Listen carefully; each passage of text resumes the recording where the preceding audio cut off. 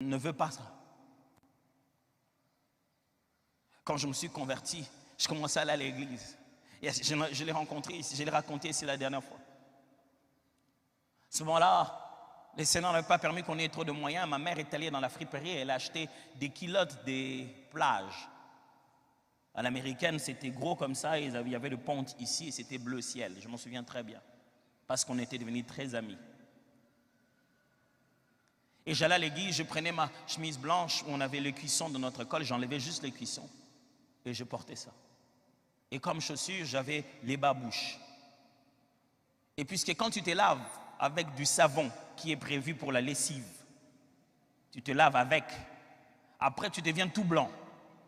Ça devient tout blanc comme ça là, sur tes jambes, on appelait ça quand on était petit géographie. Parce que ça avait des formes comme de la géographie. Et on savait que pour fixer la géographie, il faut de l'huile de palme. C'est de mon époque, ils connaissent bien de quoi je parle. Tu vas en mettre suffisamment au point que tu brilles. Quand on dit loin d'huile ma tête, nous on oignait d'abord les jambes, c'est-à-dire, et ma journée déborde.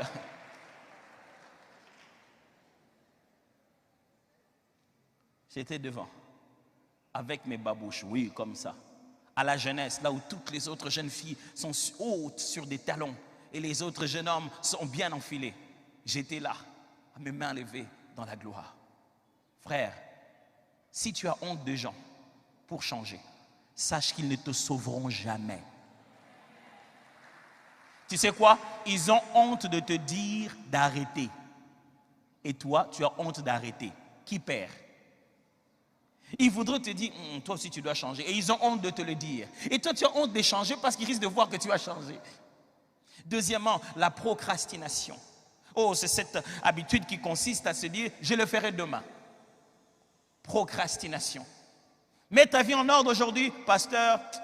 Dès que j'aurai l'argent de ce salaire de cette année, je vais donner à cette jeune fille-là comme ça, elle et moi c'est fini. Oh. Finis ça maintenant. Non mais pasteur, on risque. Pourquoi nous les hommes, on commet des bêtises et on ne veut pas en subir les conséquences? Ne reporte pas demain ton changement d'aujourd'hui. Pourquoi? Qu'est-ce qui nous empêche de mettre notre vie en ordre? La mauvaise compagnie. Oh, la Bible est claire là-dessus. La mauvaise compagnie corrompt les bonnes mœurs. Ceux qui sont avec toi sont comme toi. Pourquoi tu vas changer? Oh oui, poussins, pareil à l'aiglon, mais lorsqu'ils vont grandir, on se rend compte que l'un a des ailes pour voler plus haut. Mais il est tellement resté dans la basse-cour que personne ne lui a appris à voler. Quitte la basse-cour. Dieu t'a appelé pour la grandeur. Qu'est-ce qui nous empêche de mettre notre vie en ordre? L'esclavage du plaisir. On aimerait bien l'arrêter, mais on aimerait que ça nous fasse le même bien. La quête au plaisir n'a pas de fin. Le plaisir devient de plus en plus cher. Plus on a de l'argent, plus on a envie de se faire plaisir. Mais chaque fois qu'on s'est fait plaisir, cela n'amène pas toujours le bonheur. Et enfin, le conformisme. Le conformisme. On veut tellement se conformer. Et la Bible est claire, ne vous conformez pas au siècle présent. Ne les faites pas pour être dans l'alignement. Le christianisme, c'est être différent. Ce n'est pas être pareil. Mon temps est fini. Moi, je n'arrive pas à céder ce micro si je ne dois pas vous dire comment mettre sa vie en ordre. Comment? Je vous propose 6 choses. La première, reconnaître qu'on a tort. Frères, sœurs, vous avez tort. Oh oui, vous avez tort. Pasteur, celui qui avait commencé, c'est pourquoi on ne se parle plus. Tu as tort d'avoir des ennemis et de ne jamais parler à quelqu'un. Tu as tort. Mais pasteur, tu ne sais pas le mal qu'il m'a fait. Tu as tort. Celui qui ne croit pas qu'il a tort ne pense pas qu'il doit changer. Deuxième chose, reconnaître qu'on a besoin d'aide. Non, pasteur, moi-même je vais faire ça. Personne ne va savoir, je vais demander pardon aujourd'hui à Dieu. Demain je vais plus refaire.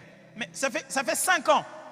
que tu tentes ce cycle-là et tu n'arrives pas à le briser, tu ne penses pas que tu as besoin d'aide? La Bible dit, confessez-vous les péchés les uns les autres.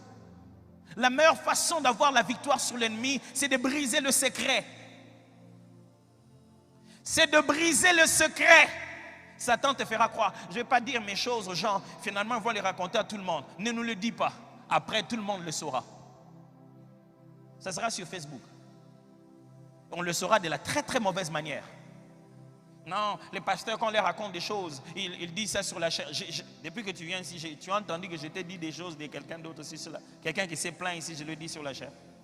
Il y a suffisamment de choses qui sont dites dans la Bible qui ressemblent à la vie de tout le monde. Je n'ai pas besoin de prendre la tienne. Ce qui est ici ressemble déjà à la tienne.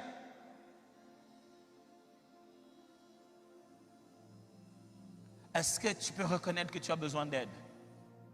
Ne va pas dire à ta femme, non, dans notre foyer, pour plusieurs fois dans ma vie, j'ai pleuré de voir des couples venir en retard. Ils ont déjà tout bousillé déjà. On dit, mais pourquoi vous n'étiez pas venu à la première année? On ne voulait pas que les gens sachent, on voulait gérer nos choses nous-mêmes. Et le résultat, vous ne pourrez pas mettre votre couple en ordre sans demander de l'aide. On va là-bas, il ne faut pas tout dire aux parents, on va juste leur dire. Vous venez même chez le pasteur. Oh, nous, pauvres pasteurs. Même les médecins, on lui dit tout. Nous, au pasteur, on nous cache des choses. Dieu doit nous montrer. Vraiment, si tu veux que Dieu me montre, ne viens pas au bureau. Moi, je reste à la montagne, je cherche. Et comme ça, je vais venir te dire directement. Mais si tu es venu par toi-même, ne jouons pas à cache-cache. Au médecin, on est obligé de lui dire. Et le médecin te dit, tu penses que d'où ça te vient ça? Pourquoi tu as toutes ces apparitions? Je ne sais pas, le matin j'ai vu ça seulement comme ça. Il dit, mais ça, tu sais que ça peut paraître à cause d'une vie sexuelle active. Quelle est ta vie sexuelle? Ah, médecin, vraiment, j'ai des copines à gauche et à droite. Mais moi, tu dis, pasteur, je suis combattu. Le matin, je me suis réveillé comme ça. J'ai commencé à voir, donne-moi de l'huile.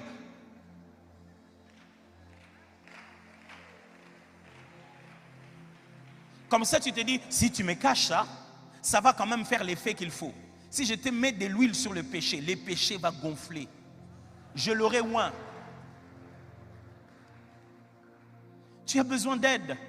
Un homme fort se reconnaître qu'il a besoin d'aide. John C. Maxwell, un des auteurs chrétiens connus en leadership, dit, le premier signe du leadership, c'est la vulnérabilité. Être capable de dire, ça je n'arrive pas à faire.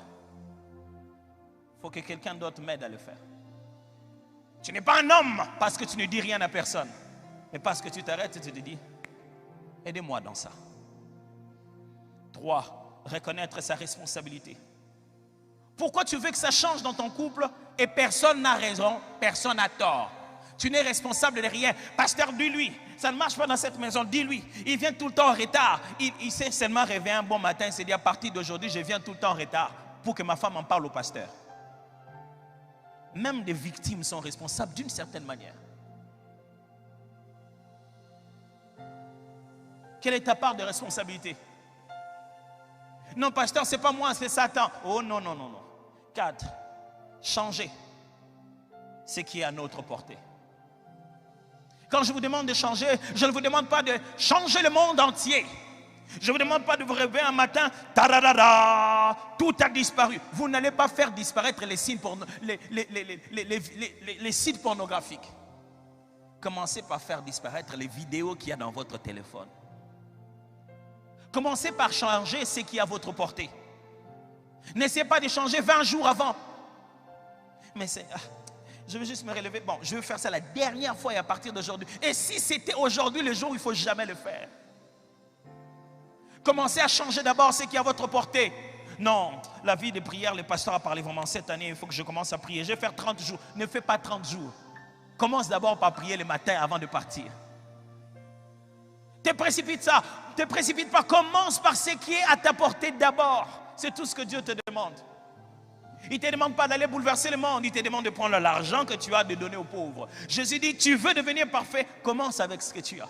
Commence par changer ce que tu tiens dans ta main. Commence avec ton téléphone. Commence par changer de numéro, tu ne mourras pas. Oh non, il y avait tous mes numéros ici et tous mes numéros ici. Mais quand il m'appelle ici, est-ce que tu ne peux pas changer de numéro une fois dans ta vie?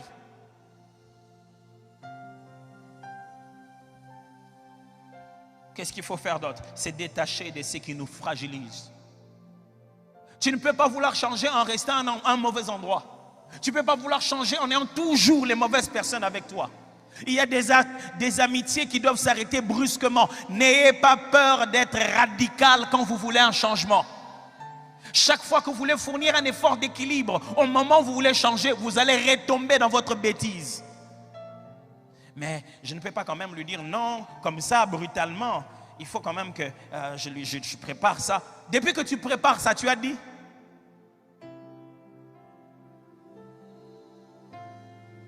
Enfin, être redevable à quelqu'un.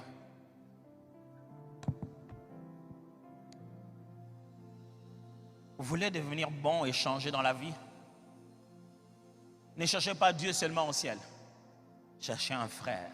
Oh, pas un pasteur nécessairement, mais un enfant de Dieu, un frère à qui vous avez confiance, une sœur en qui vous avez confiance. Devenez redevable.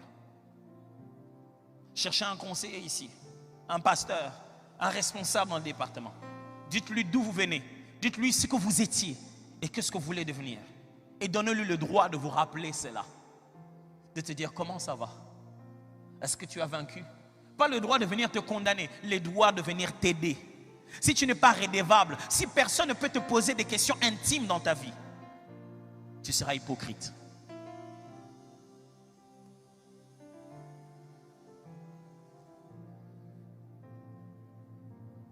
Si tu veux changer, tu dois le faire à la manière de la Bible. La Bible dit, vous devez être redevables les uns aux autres. Est-ce que j'ai été clair ce matin? Je ne sais pas. Est-ce que j'ai dit tout ce qu'il fallait dire? Est-ce que j'ai vraiment mis dans nos cœurs l'urgence de comprendre que cette année ne dépend pas des jours, mais dépend de nous? Est-ce que j'ai été suffisamment clair pour nous rappeler que ce n'est pas question de la gloire de Dieu qui va descendre seulement, mais c'est la décision de nos cœurs qui doit tout changer? Tout à l'heure, nous voulons passer à la table du Seigneur. C'est le premier dimanche de l'année, c'est le dimanche où nous prenons la Sainte Seine. Si vous n'avez pas encore connu l'expérience du baptême, attendez. De passer par les eaux de baptême et de connaître la foi chrétienne totalement avant de partager la table du Seigneur. Mais si vous l'avez fait, que ce matin aussi, puisque je parlais de tout ça, ça vous a rappelé dans quel état vous êtes. Vous pouvez juste vous avancer devant le Seigneur. Dans votre cœur, lui dire, Père, aie pitié de moi. Vaut mieux pour vous être comme la femme péchereuse qui n'a plus rien à perdre que d'être l'homme riche qui, par peur de perdre, a tout perdu. Ce matin, vous êtes ici. J'ai parlé de ces choses. Et vous vous rendez compte que Christ ne dirige pas votre vie. Pasteur, à tout te dire, je suis encore dans le péché. Il n'y a pas de honte à ça. La vraie honte, c'est de cacher cela pendant qu'il y a la solution ce matin. Jésus est la solution. Pendant que nous baissons nos têtes, j'aimerais te demander à toi, qui ce matin tu te dis, je veux donner ma vie à Jésus. Juste de là où tu es. Lève juste ta main, s'il te plaît, mon frère, ma soeur. Levez juste votre main. Vous qui pensez qu'aujourd'hui, vous voulez régler votre vie pour toujours. La donner à Jésus une bonne fois pour toutes. Devenir chrétien au fin fond du cœur, pas d'apparence. Oh, je ne dis pas vous qui êtes venus pour la première fois à l'église. Non, je dis vous qui voulez, en fin de compte, vous décider. Parce que la honte est un frein au changement véritable. Levez juste votre main, vous qui voulez prendre cette décision, de là où vous êtes. Ne pouvons pas vous voir là où vous êtes. Est-ce que vous pouvez me faire cette faveur de vous lever, s'il vous plaît, vous qui avez levé la main, pour que je vous voie, parce que les mains ne sont pas toutes pareilles. Merci, c'est merveilleux. Aujourd'hui, c'est le plus beau jour de notre vie à nous tous. Oui, à vous et à moi. Waouh, le Seigneur est merveilleux. Aujourd'hui, plus qu'un autre jour, vous allez vous sentir léger. Vous allez vous sentir heureux, parce que Christ en nous, c'est l'espérance de la gloire. Et là où vous êtes levé, je vais juste vous demander de prendre votre main droite, de la mettre sur la tête, pour que je sache que vous êtes en train de m'entendre clairement. Prenez votre main droite, mettez-la sur votre tête. Vous qui venez de vous lever, prenez juste votre main droite, mettez-la sur votre tête. Merci. J'aimerais que pendant quelques secondes, vous-même puissiez dire à Dieu, Seigneur, pardonne-moi. Dites ce péché que vous voulez qu'il puisse pardonner. Vous-même, priez.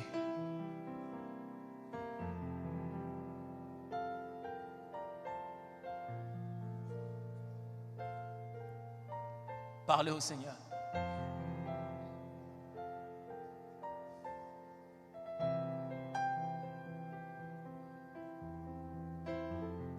Tout au fond de moi, je savais que tu étais toujours là, près de moi.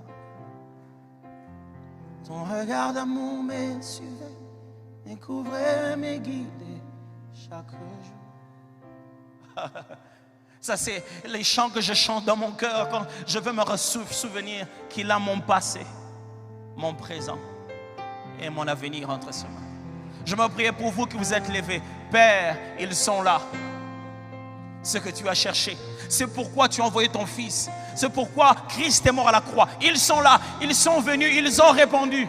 Fait qu'à partir d'aujourd'hui, plus jamais leur vie ne soit la même. Et que dans leur cœur, ils portent les marques du ressuscité. Le pouvoir contre le péché. Autant on est les racines de l'iniquité qu'à partir d'aujourd'hui, puisqu'ils n'ont pas eu honte, qu'ils jouissent du bénéfice de mettre leur vie en ordre. Au nom de Jésus. Je veux juste vous donner à vous tous que vous êtes élevés aujourd'hui un rendez-vous ce mardi à 16h au bureau de l'église. Venez nous voir, on va un peu échanger sur les nouvelles choses. Comment être quelqu'un pour vous qui va vous aider à aller loin. De là où vous êtes, vous pouvez vous asseoir. Merci beaucoup. Et ce matin, nous avons donc la table du Seigneur. En entrant, vous avez vu des gens qui avaient des petits pots comme ça là, avec des trucs en aluminium bien dessus. Vous connaissez bien que notre nombre nous a déjà inspiré cela. Et quand la Covid est arrivée, eh bien, ça n'a fait que nous renforcer dans notre idée. Donc, on ne peut pas passer une coupe chez tout le monde. On ne peut pas donner à chacun, passer les mains. Alors, vous avez déjà, sur cette petite partie, comme la vidéo montre comment l'utiliser, vous avez déjà une coupe avec le vin à l'intérieur et le pain aussi à l'intérieur. Vous serez les seuls à l'utiliser. Prenez juste cette coupe si vous pouvez prendre aujourd'hui la Sainte Seine, le corps du Seigneur. Prenez juste cette coupe. Si vous n'aviez pas pu prendre à l'entrée au moment où on distribuait, vous ne saviez pas ce que c'était, que vous avez le droit de partager la table du Seigneur. Prenez juste cela.